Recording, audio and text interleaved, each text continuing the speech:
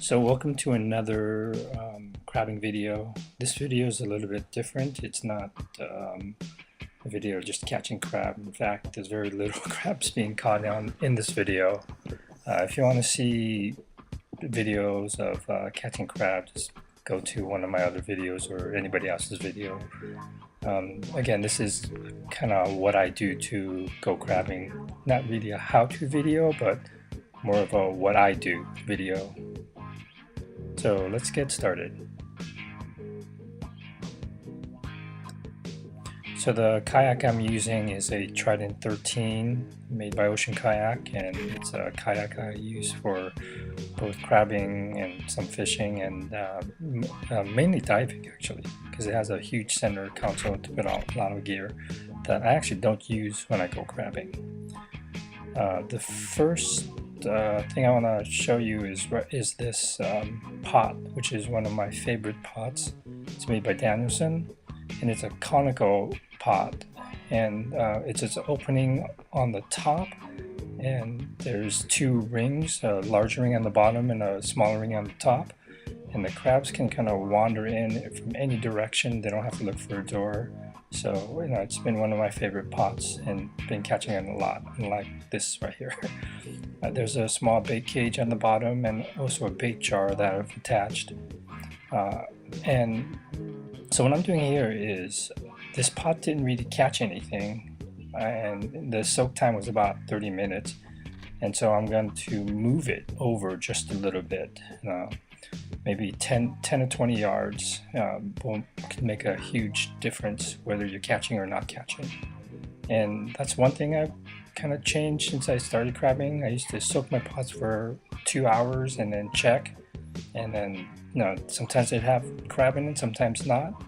And now I've kind of switched that up to maybe about a 30-minute, no more than an hour soak, just so if the crabs are there, you're catching them, and you could drop the pots again. But if they're not, you're not wasting your time, and so you can cover a lot more area.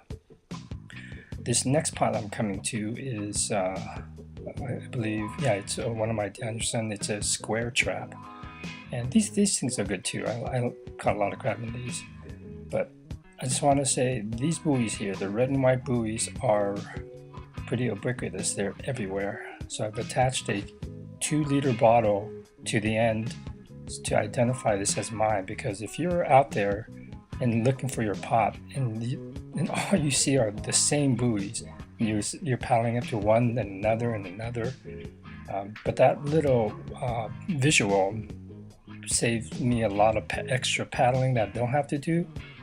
Made my life a lot easier, and I would highly recommend that. So here's this pot being pulled up. And something else that I do is, and these aren't my ideas, but just what a lot of people do, is I actually weight my pots so they don't walk around, or they don't move around in the surge and the tide. And that looks like as a female. So that's something I started a few seasons back, and I think that's made a big difference. So just waiting, I have about 3 to 4 pounds, and I'm thinking about moving up to 5 pounds if I crab different areas, but 3 to 4 pounds seems to be good in this area here. This one didn't produce all that much, so again, I'm going to load this back up onto my kayak, and I got many places where I can put it. I can put it, where am I going to put this one? I could put it up front, I could put it in back, and if it's totally loaded, I just put it on my feet and to move it. So, and you can see the bait bottle in there that was homemade, just a little Skippy peanut butter jar that I drilled out, and I could put like chopped up fish or squid, and just for the extra scent. This pot I'm storing in the back to move, and I'm holding it in place with these PVC pipes into the flush-mounted rod holders, which are pretty standard in most fishing kayaks, whether they're high quality or entry level. You can actually get them mounted if you want. And the line in the buoy, I'm actually not putting inside the cage, inside the pot. Yeah, I'm putting them outside. So in the event that my kayak tips, uh, the whole rig won't sink to the bottom and be lost. So yeah, store your rigging outside. I always assume that I'm going to flip my boat. And here's that, my favorite pot again. And this float that I made is, I got the idea from a friend of mine, Jack, and it's just a piece of foam that's kind of high density, pretty durable, and I cut into it, an H shape, and so I could spool the line onto that, and so I could fold it out or in, and if the tide rises and don't have enough line out, then it will self-feed. So this is the biggest and maybe the only crab you're going to see in this video here, this nice Dungeness. Oh, these gloves that I'm wearing, I got from Harbor Freight for, like, I think they're like $1.50, $2 tops, and they make a world of a difference. They're a cotton glove with a kind of a rubber coating on the outside, makes handling the crab so much easier, and also the line and everything. So this pot here, it's one that, or it's not really a pot, it's a hoop net. I don't really use that often, and the idea of this is really great. I know somebody that uses this quite a bit, and he has had a lot of luck with it. I did catch a pretty decent sized one on this trip with this hoop net, but the idea with this is you don't leave it for any period of time. You leave it down for like 5, probably no more than 10 minutes, and they're great because they sit flat, as you can see here. And then you can just test the waters. It's all about, you want to put your pots where the crab are, not where the crab aren't. So this is a good way to kind of find where they are without spending too much time. And again, these things sit flat, but the crabs can climb in and or walk onto it and walk away when the food is all gone. So here is another pot. And again, with a little marker floating by it, it's attached to the buoy. So I know that's mine without having to read the buoy, because again, these red and white buoys are everywhere. This line that I'm using, I made the change to leaded line that sinks.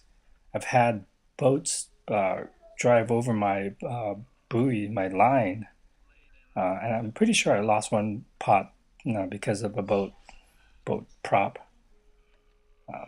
But yeah, it helps because the line sinks and it's less of an obstacle for boats. And I feel bad for the boats, but at the same time, I see a lot of boats just zipping in and out, which is kind of annoying. And again, these pots can sit up in the front of the bow too, like this.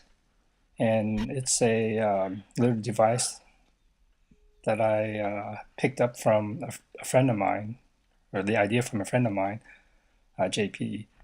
And it's just made out of PVC pipes, and this one's specific for this boat. It uses the bow hatch holder, or bow cover holder. And I had 4 prongs coming up, and I took the 4th prong that's towards the rear of the contraption out, so I could load and unload the pots easier. Now this pot coming up is a pot that I'll take and I'll use. I like to have the kids use this one because it is lighter. It's nice. It's a Promar. It's a collapsible, and it's great for kayaking because it collapses and sits pretty flat like this right here. The downside is, other than being light and moving around, the downside is that the netting, when you open it up, the crabs get all tangled in the netting, and they're really hard to get out sometimes, especially the rock crab. But then I've caught some pretty decent crab in them. But I prefer these big square ones because they're just easier to manage the crab. Uh, but on rougher days with bigger swells, I think I would. No, the Promars do have their place. Again, the tail, which makes a huge difference as far as finding your pots, especially when there's a whole bunch of pots out there. Like this is opening day. Again, the you want to tie up your leash, or I'm sorry, you want to tie up your paddle with a leash so it doesn't float away, and then you're pretty hosed out there without a paddle. Worse than being up the creek, I guess. Um, I do also carry a marine radio. I listen to chatter, and I hear a rescue almost every time I go out. So it's usually boaters, but it's good to have a radio just for safety. And this is the newer Danielson, which are okay. I mean, I still like the old ones, but these have the bigger door, which makes it easier for them to come in. But I think it also makes them easier to escape. And there's just too many moving parts on this one. I like my chops to be simple. These harnesses for the crab pots I made. I'll try to remember to put a link to the how they're made, and this marine grade clip to keep them on. And I have the harness actually girth hitch right to the pots, so it's just one less object to kind of worry, or one less piece of equipment to fail or worry about. But yeah, these harnesses that I made are pretty sweet. They're easy. They're pretty simple to make once you learn how to make them, and they work really well. What you're wearing is also really important. I wear a wetsuit, and the wetsuit's a Farmer John wetsuit. It's about 3 millimeters. It zips up in the front and also by the cuffs of the legs, so they're easy to put on, take off. I have neoprene socks and my Crocs, and, and then obviously a life jacket. Now I see guys go out there in hip waders, and I think that's really crazy because if you flip and you go into the water, your hip waders are going to start filling up with water pretty quick. And getting back into your kayak with no, your hip waders full of water is, I would say, pretty next to impossible. And the water up in Northern California is cold, so please wear a wetsuit, not hip waders. Yeah, be safe. Now I'm storing this pot in the back of the boat again, and you can see I've stacked the line underneath the pot in the tray, and using the PVC pipes again. Again, this works really well. I can't remember where I picked this up from. I don't think I invented it. Here we are coming up to my favorite pot again. And the funny story here is that the boat that's right there put up their pots and were yipping and howling, rejoicing. So I had some good feelings about this pot. But when I pulled it up, I got a, here it comes, here it comes, feels like that. Wah, wah, wah, wah. Yeah, just a bunch of rock crab. Um, yes, so obviously I'm not gonna drop this back down here, so I'm gonna move this pot over a little bit. And nice thing about the setup here is I can put this pot actually, if I needed to, on top of one of the square Danielson, either in back and in front. The setup I really liked was having a square pot, the Danielson, up front and in back, and one of these conical ones on top of that. So fishing with 4 pots seemed to be ideal. So again, I move this a little bit and dump it, and let it sink down and try again in a half an hour. Let out the line. This is the floating line. So with this pot, it's okay with this pot and this buoy combination. I feel no, it's okay to have floating line. But again, with the rest, I would highly recommend leaded line or some type of line that sinks. Now again, having that little extra marker along attached to your float makes a world of a difference. And when you initially set your pots, generally I set it in a straight line, and they're easy to find the first time. But because I do so much moving of the pots, if they're producing or not producing, you know, after a while I start forgetting where I moved them to. And I have those senior moments, and especially what I like to do is set these 4 pots and then go back in, set some more, and like 3 or even 4 more. So I'll fish with maybe up to 8 pots. And when I keep moving around, sometimes I forget where I put them. And so having that little marker to identify where the pots are like saved me probably like hours of extra paddling I don't have to do because I could spot them from a pretty good distance away. Also, fishing with that many pots, obviously I can't retrieve all my pots at one shot. So something that I've started doing is I would go out, pick up some pots, bring them not all the way back in, but pretty close to shore, and set them again near shore between the innermost pots and shore, because there are crabs enclosed in the shallow. I've caught some pretty large crabs, in fact, right there in just a few feet of water. And so I'll just drop them to both store right there, and then also while they're waiting to be picked up, they're also catching crab, hopefully catching crab, while I go out and retrieve my other pots. So these are, I like to call my Hail Mary pots. And here you can see I'm just stacked. I have a pot in back, pot up front, pot on my leg or my feet actually, and it's probably some of the flatter ones underneath that as well. So having a nice big kayak, a roomy kayak, is really helpful. But then having a system of how you're going to carry everything is important too.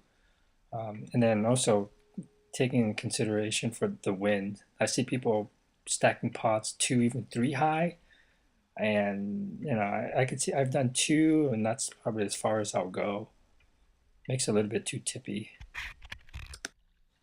So here I'm coming back towards shore, and I'm going to be dropping that pot like I said before.